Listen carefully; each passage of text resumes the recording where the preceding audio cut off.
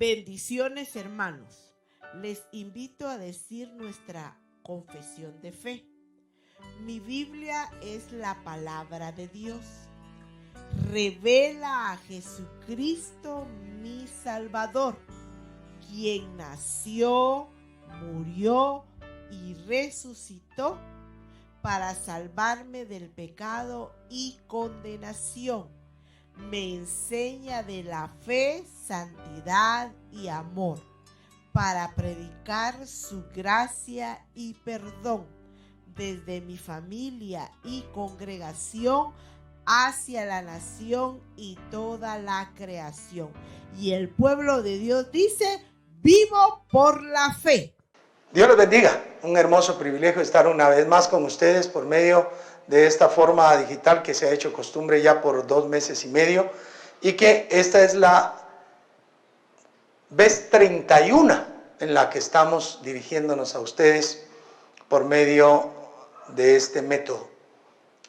Nos sentimos felices en el Señor que a pesar de todo lo que ha sucedido tenemos el contacto, tenemos la comunión, y hemos velado para que la palabra del Señor esté en sus hogares, que ustedes puedan recrearse, y esperamos cada día que los miembros de Iglesia Lluvias de Gracia Norte se unan, ya sea por YouTube, ya sea por Facebook, ya sea por Spotify, que puedan estar con nosotros reunidos. Hemos estado tratando un tema de dignidad, dignificación, y en ese tema de dignificación estamos trabajando. Hicimos un paréntesis el día domingo, pero hoy queremos tratar de nuevo un poco de aquel tema. Ya hemos tratado el momento creativo, el momento en el cual Dios, por su poder creativo, llena de dignidad a la humanidad, nos da unas características esenciales de esa imagen de Dios, porque estábamos para ser su imagen, para ser sus representantes, para mostrar a Dios en la tierra, pero también de su semejanza, es decir, aquello interno, aquello que llegó a conformar nuestra alma, en ese entorno del alma, esa trinidad en el alma, del ser racionales, del ser emotivos, y por supuesto también el tener una voluntad propia. Trabajamos también el hecho mismo, que no solamente somos su imagen, su semejanza, sino también debemos de ejercer el señorío de Dios en la tierra, y en ese ejercitar del señorío de Dios, pues llegar a dominar en la tierra. Así que vimos todo eso, y también vimos que Dios puso bajo bendición a toda la creación, y por supuesto al ser humano de una manera especial. Hoy quiero avanzar en el libro de Génesis y ver cómo el escritor sagrado, con una destreza, y debo de señalarlo, porque muchas personas no comprenden en el Génesis. En el Génesis es un conjunto de narrativas seleccionadas para mostrar a Dios, el creador, y que le da origen a todas las cosas. Entonces el capítulo 2, en los primeros versos, comienza a reorientar la idea creativa de Dios. Y entonces toma ya específicamente, con más detenimiento, a la creación del ser humano. A muchas personas, y lo señalé la vez pasada, malinterpretan, porque allá en lo que vimos la semana pasada, en cuanto al acto creativo, cuando Dios hace a la mujer, está junta con el hombre, pero acá en el capítulo número 2 sí ya existe una espaciación entre el momento creativo del hombre y el momento creativo de la mujer, porque se está explicando de mejor manera el acto de creación del ser humano. Ya no el acto creativo de toda la esfera terráquea, ya no es eso. Lo que importa para el escritor es extraer de allí la historia más ampliada para que comprendamos la formación del ser humano, hombre, mujer. Y por eso es que muchos dicen, ahí en el capítulo 2 se ve claramente que la mujer es segunda creación, no fue hecha, sino fue primero el hombre y después Dios hace a la mujer. Y es una interpretación mala. Realmente el proceso creativo incluye a la creación del hombre y mujer, de manera secuencial, sí, pero dentro del proceso creativo. Dios no había terminado el proceso creativo cuando hizo la mujer. Así que cuando nosotros vemos los capítulos 1, 2 y 3 del Génesis 2, donde Dios bendice el día séptimo, donde reposa el día séptimo, y reposo no es descansar, sino es recreación, es gozarse, es recrearse de lo que ha hecho. Entonces él lo que va a hacer es narrarla con más detenimiento. Así que no hay tal una segunda creación, o Dios simplemente viene y primero hace el hombre, el corolario, y luego la mujer. No, ambos juntos, como lo explicamos la semana anterior, son el corolario de la creación. Bien, si hemos comprendido eso, entonces nos vamos al capítulo 2, versículo 7, de ahí quiero arrancar, porque estoy dirigiéndome más bien a la dignidad que Dios nos dio en la creación. Capítulo 2, verso 7. Entonces Jehová Dios formó al hombre del polvo de la tierra y sopló en su nariz aliento de vida, y fue el hombre un ser viviente. Vamos, fácil. Allá dijo hagamos y lo hizo. Aquí nos explica cómo lo hizo. Tomó del polvo de la tierra, formó al hombre como que fuera pues hecho de barro, así, darle forma a una figura, y luego ya solo hecho de polvo de tierra, ese hombre no era más que una figura de barro. Y entonces Dios sopla en la nariz y le da aliento de vida. Asumimos que en ese aliento de vida Dios otorgó al hombre dos cosas importantes.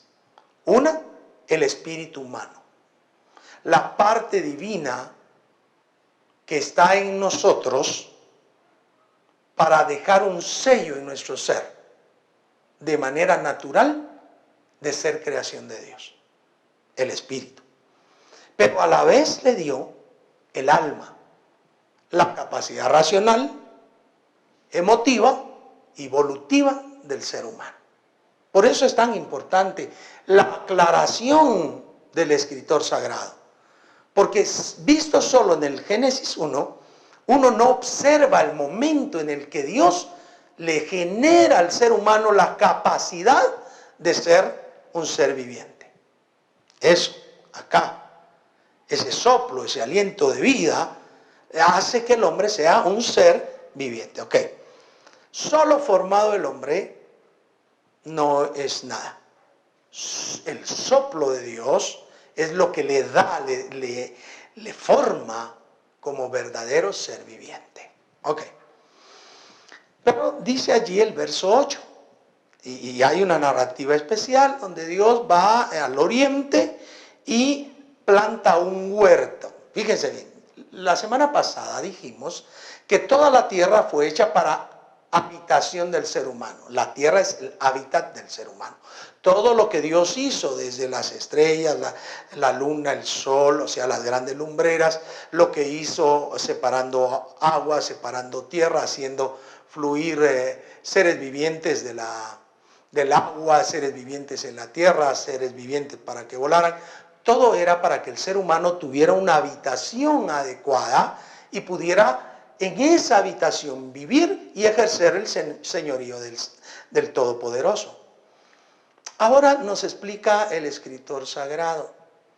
Nos dice acá que Dios planta, aparte de todo lo que ha hecho, planta un huerto.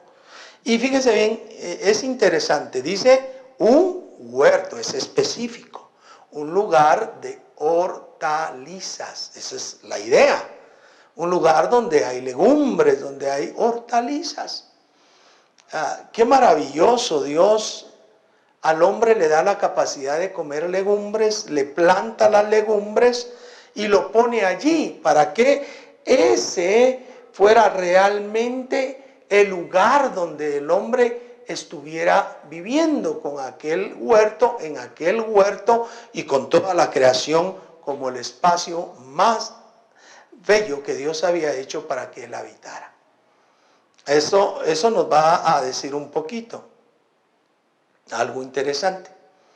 Porque es después de eso que dice, y Jehová Dios hizo nacer de la tierra todo árbol delicioso a la vista, bueno para comer, también el árbol de la vida en medio del huerto y el árbol de la ciencia del bien y del mal. Y Dios planta esos dos árboles interesantes, uno del conocimiento del bien y del mal, y el otro era el árbol de la vida. Más adelante, cuando en el verso 15 dice, tomó pues Jehová Dios al hombre y lo puso en el huerto de Edén para que lo labrara y lo guardase. Ahora, fíjense bien. Dios hace crecer todo árbol para comida, todo árbol delicioso a la vista, delicioso, no simplemente era fruto, era delicioso a la vista y bueno para comer, pero hizo dos árboles y puso allí al hombre en el huerto. Dios tiene una razón importante de validación al poner al hombre en el huerto. ¿Cuál es la razón? Tiene dos elementos: labrar el huerto y que lo guardase. Estos elementos son validadores. Yo he escuchado a muchas personas cristianas evangélicas tener un poquito de inclinación hacia la filosofía del negrito del batey. Ustedes recordarán, los más antiguos, quizá las personas jóvenes no conozcan la filosofía del negrito del batey, pero esa se le llama así a una canción que surgió hace muchos años, incluso antes de que yo tuviera bastante uso de razón, quizá era un niñito, pero me recuerdo a lo lejos que en la radio sonaba mucho el negrito del batey. El negrito del batey en su filosofía decía que el trabajo lo hizo Dios como castigo. Y por eso él deja el trabajo solo al buey, decía. Wow. Mucha filosofía de esa existe en muchas personas, tristemente. Porque la ley del menor esfuerzo existe no solo en el mundo, en Guatemala y entre los cristianos evangélicos también. Procuramos hacer menos.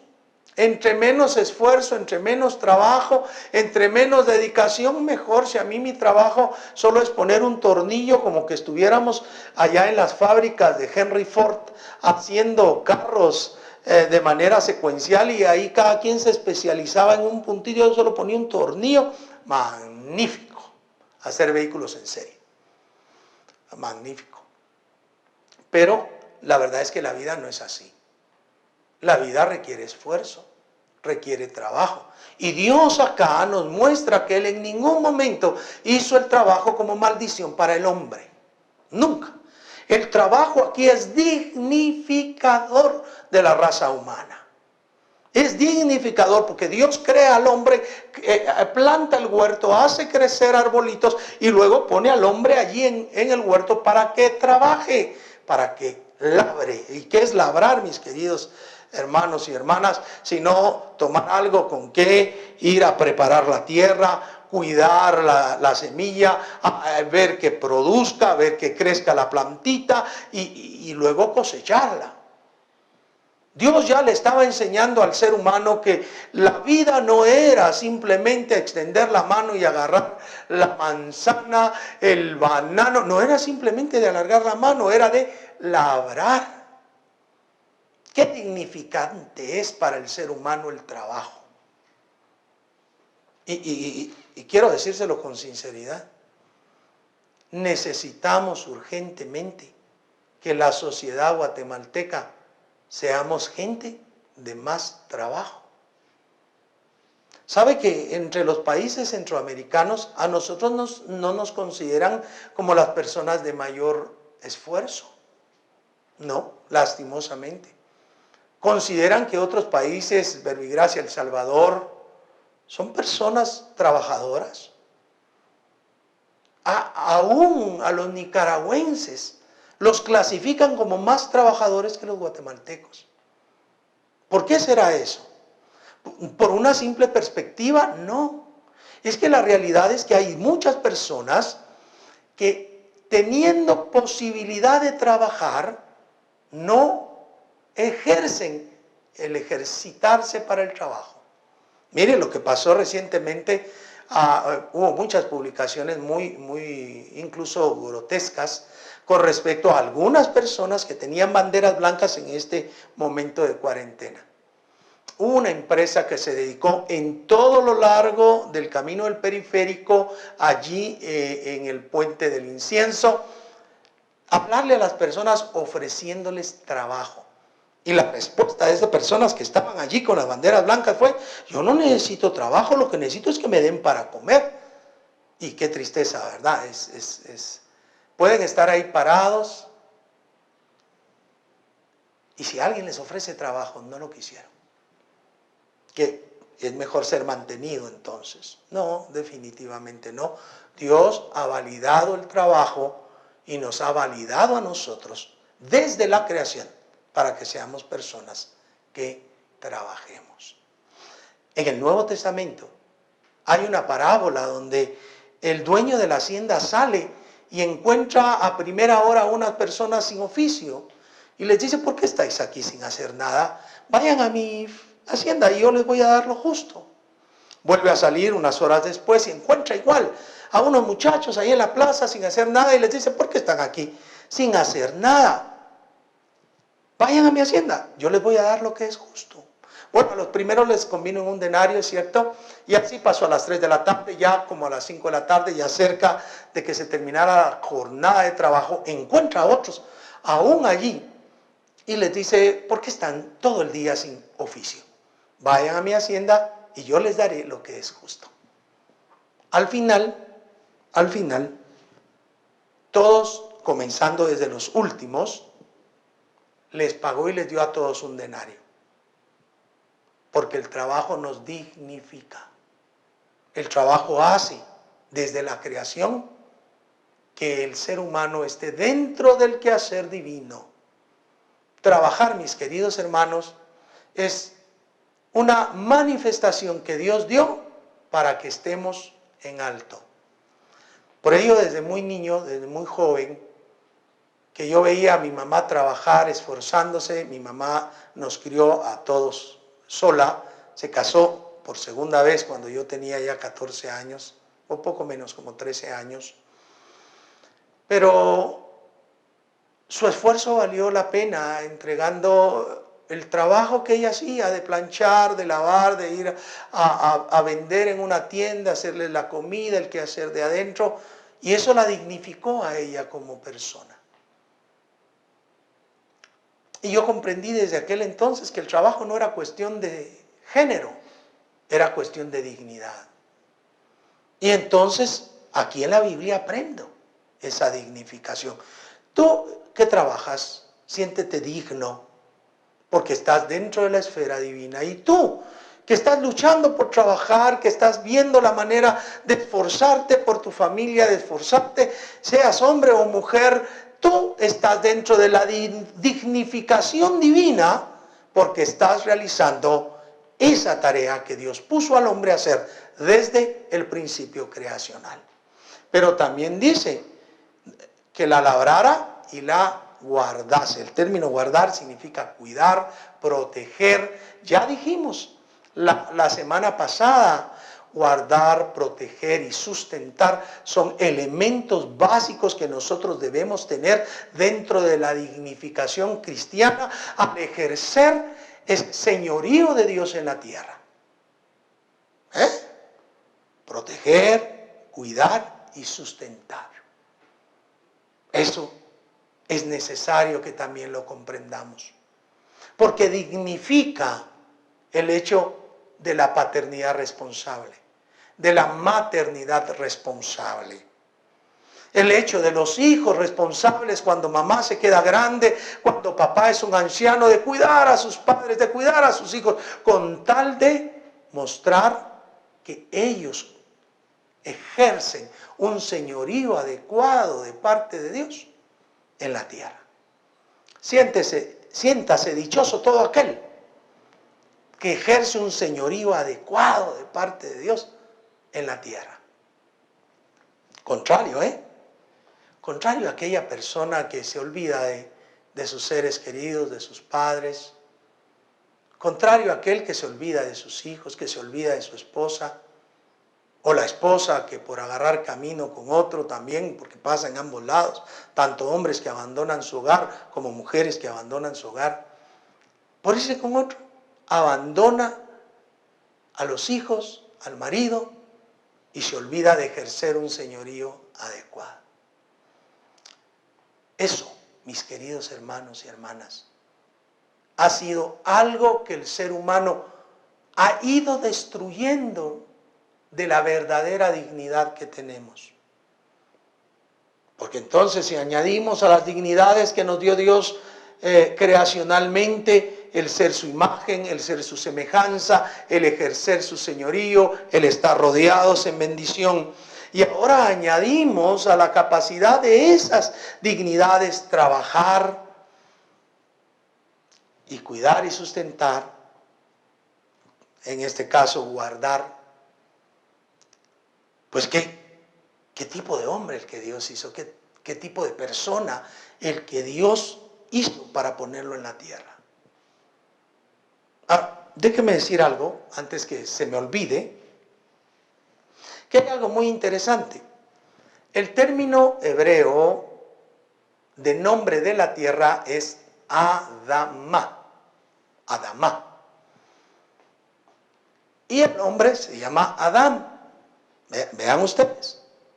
El genérico de raza humana, Adán, se quedó como nombre del primer hombre creado, pero no era más que el masculino del término tierra. ¿De qué fue hecho el hombre? De la tierra. Del polvo de la tierra. Así que la tierra Adamá y el hombre Adán. Y va a suceder algo bien interesante acá, porque debemos de discurrir hacia abajo. Entonces Dios viene, verso 16, y mandó Jehová Dios al hombre diciendo, de todo árbol del huerto podrás comer. Maravilloso. Más del árbol de la ciencia del bien y del mal no comerás, porque el día que de él comieres ciertamente morirás. Wow. Eres libre. Tienes libertad de comer de todo lo que tú quieras. Tienes libertad de agarrar de todo. Pero hay un árbol que no puedes comer. El del conocimiento, o sea, ciencia es conocimiento del bien y del mal.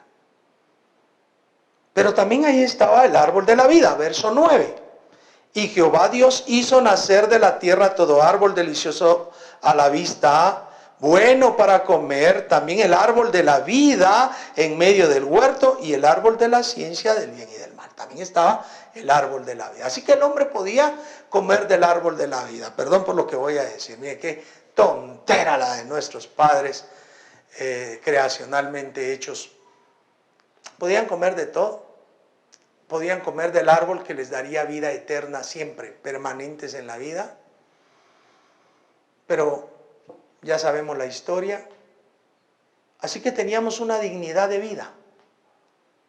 Creacionalmente el hombre no fue hecho para morir, el hombre fue hecho para vivir, para disfrutar de manera correcta la vida. Pero viene el hombre y tiene allí dos árboles muy señalados. Había de todo tipo de árboles, había dos árboles. El de la vida y el del conocimiento del bien y del mal. El conocimiento del bien y el mal llevaría al hombre a conocer de manera experiencial el hacer el bien y el hacer el mal. No solo el mal, sino el bien y el mal. Pero el hombre, como fue creado, podía hacer el bien. No necesitaba conocer más bien porque él fue hecho como un ser de bondad. Uno de tantas perfecciones divinas que él transfiere al ser humano dentro de su semejanza. La bondad. Dentro de las emotividades que nosotros tenemos, una de ellas es la bondad.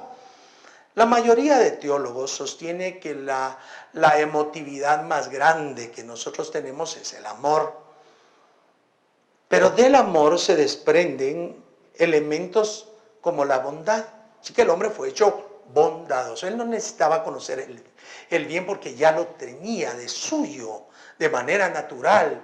Cuando fue creado, le fue puesta la capacidad. ¿Y cuántas otras capacidades que no voy a tratar porque tal vez más adelante o de alguna u otra forma al hablar uno está viendo cómo se desarrolla esa realidad de lo que Dios hizo conteniendo en su acto creativo en el hombre dentro de su racionalidad, su emotividad y por supuesto su capacidad evolutiva. Entonces estaban estos dos árboles ahí, Dios le prohíbe al hombre, así que el hombre gozaría, disfrutaría todas las dignidades, toda la dignificación que Dios le ha dado por medio de la obediencia.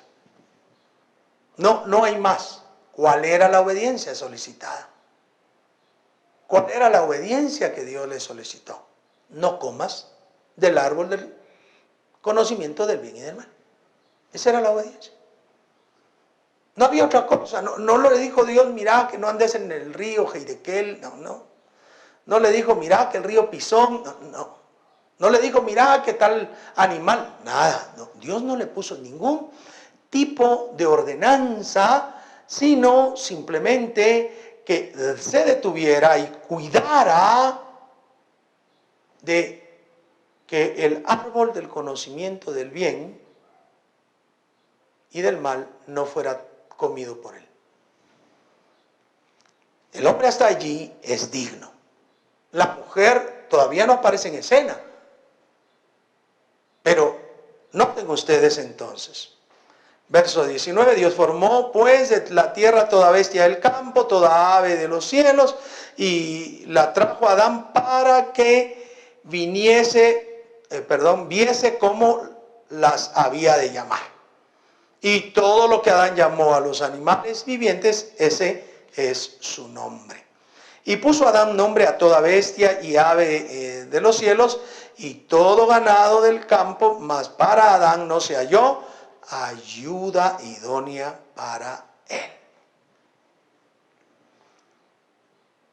Ayuda idónea. Ya señalé la semana pasada que el término ayuda idónea significa alguien que haga exactamente lo que él no puede hacer.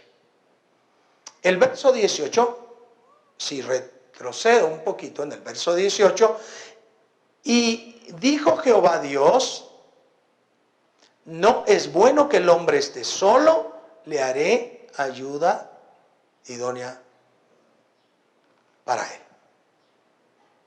Entonces ya comienza a ver la perspectiva divina creativa que el hombre solo no está bien. A ver, la semana pasada yo dije que después que Dios creaba algo lo bendecía todo y no es necesariamente así. Lo que decía Dios es que eso era bueno. Todo es bueno. Hizo Dios la luz, vean ustedes verso 3, y dijo, estoy en Génesis 1, y dijo Dios sea la luz, y la luz fue, verso 4, y vio Dios que la luz era buena.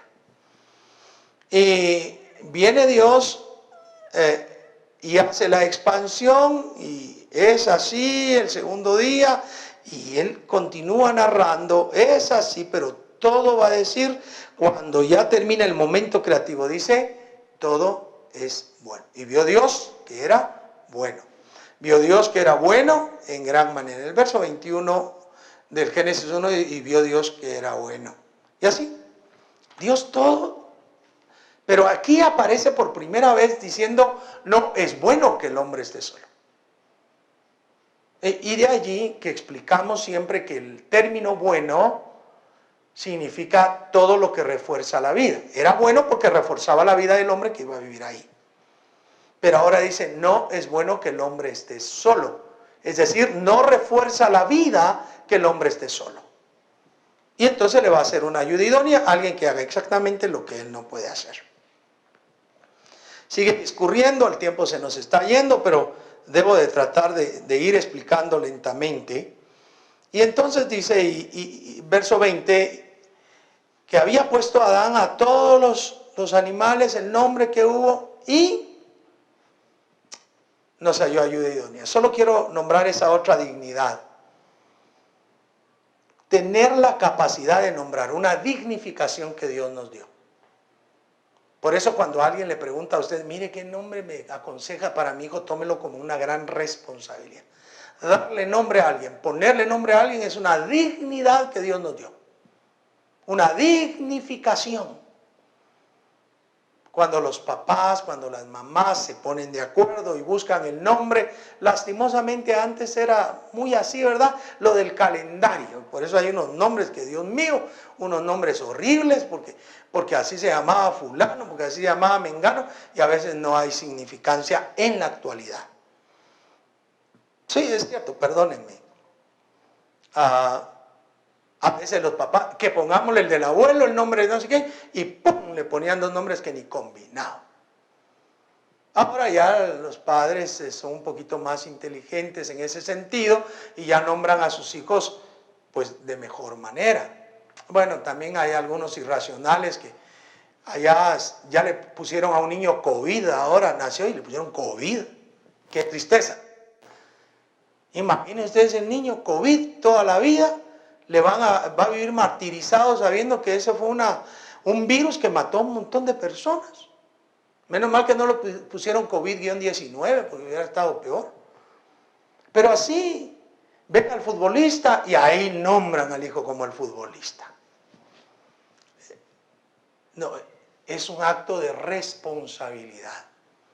Cada uno, cuando hemos nombrado a nuestros hijos, debe ser un acto de responsabilidad. En la Biblia, el poner nombre a los hijos era de acuerdo a la situación que se estaba viviendo. Por eso algunos recibieron unos nombres no tan agradables, ¿verdad? Imagínense ustedes aquella famosa oración de Jabes. Jabes, el nombre propiamente era desgracia, dolor, angustia, desesperación. Y la mamá estaba viviendo eso y cuando está dando a luz, dice, este es el hijo de mi dolor, de mi desgracia. Y le puso Jabes. Ahí hay un montón que le han puesto Jabes a sus hijos porque la oración que hizo Jabes lo libró de Jabes. De hecho, cuando uno lee el original, Jabes le pide a Dios en esa oración famosa, Jabes oró a Dios pidiéndolo que lo librara de Jabes. Y la gente no lo sabe, pero es una dignificación el poder nombrar. Nombrar. Entonces debe tener cuidado como nombra, pero Dios dignificó al hombre dándole esa capacidad. Y mucha atención con eso. Porque el viernes estaremos tratando lo que continúa, pero hoy hemos visto unas dignificaciones importantes. Y yo quiero, amado hermano, amada hermana, que pienses bien, que Dios creacionalmente te hizo digno, digna, su imagen, su semejanza, su señorío, te rodeó de bendición, te dio la capacidad de trabajar de una manera que lo honre a Él, de cuidar, de guardar las cosas, de cuidar las cosas para adorar a Dios como algo dignificante. Te dio esa capacidad de nombrar. Qué dignificación la que Dios estaba haciendo con el hombre. Mayúscula. De hecho, parte del señorear parte del enseñoreamiento, del ejercer el señorío de Dios, es que podamos nombrar. Dios le puso nombre a todos. Vean el Génesis 1, le puso nombre a todos porque Él es su capacidad de Señor. Ahora, Adán tiene la capacidad de ponerle nombre a todas las cosas porque Él está ejerciendo el señorío del Creador. Ahora tú, como esa parte de señorío, Dios te dejó la capacidad de nombrar también. Así que insisto, cada vez que alguien te diga, ayúdeme a ponerle nombre, no le digas, mire, ¿por qué no le pone el nombre de Ildefonso? Y perdón con los que se llaman Ildefonso, pero qué difícil pronunciarlo. Y así andamos buscando en el calendario. No. Seamos personas racionales. Y si le ponen un nombre bíblico, hágame la caridad, explíquele bien siquiera qué significa bíblicamente, para que después no anden haciendo una atrocidad con el nombre. Porque hay quienes incluso se llaman Jesús y dicen las viejitas, Jesús, qué tremendos. No, dignifiquemos nuestro nombre. Bueno, esa es otra cosa. No tiene nada que ver con la prédica, pero me disculpan ustedes, me meto en esto porque la realidad es que desperdiciamos la capacidad dignificadora que Dios nos ha dado. Bueno, espero que Dios algo nos haya enseñado. La próxima vez que estemos, ya entraremos a la dignificación creacional en el momento que el hombre se encuentra con su ayuda idónea. Cuando se crea la ayuda idónea. Vamos a orar y darle gracias al Señor por estar esta noche con nosotros. Oramos. Padre bendito, gracias por estar con nosotros. Te adoramos, te bendecimos, te glorificamos, te adoramos. Que la paz tuya, que el amor tuyo esté sobre nosotros, con cada hermano o hermana que está viéndonos, y que por favor esa dignificación que hoy hemos visto, esa capacidad que nos diste, que hemos añadido a las que vimos la semana pasada, se hagan palpables, se hagan visibles en cada uno de nosotros. Danos tu paz, danos tu amor y danos tu misericordia. Señor, que siempre nuestro corazón esté lleno de tu paz, para gloria de tu nombre en Cristo Jesús. Amén y amén. Qué hermoso haber estado con ustedes. Me siento bendecido poder entrar a sus casas. Les deseo la paz de Dios, la misericordia del Señor. Que el Señor les bendiga, que les guarde, que ilumine su rostro sobre ustedes, y que la próxima vez que nos volvamos a ver, tengamos tanta salud que podamos estar dichosos. Que Dios cuide de nosotros. Dios les bendiga. Dios les guarde.